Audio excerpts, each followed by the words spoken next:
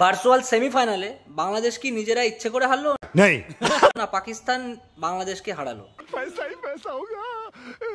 এই বিষয়ে আলোচনা করতে গেলে প্রথমেই আমাদের মাথায় আসে India versus Bangladesh world cup semifinal.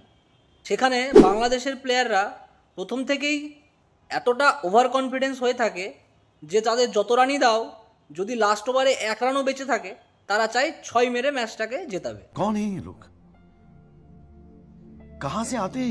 কেননা যদি সে 6 মেরে ম্যাচটাকে জেতায় তাহলে তারা হাইলাইট হবে, সে পার্সোনালি হাইলাইট হবে।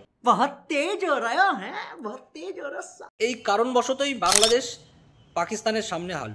রান বেশি ছিল না, কিন্তু ওদের নিজেদের প্রতি ওভার কনফিডেন্সের জন্যই হাত মত লাগাও মেরে ভাই কো। আজ পাকিস্তান ইন্ডিয়ার সঙ্গে এশিয়া কাপ ফাইনাল খেলবে।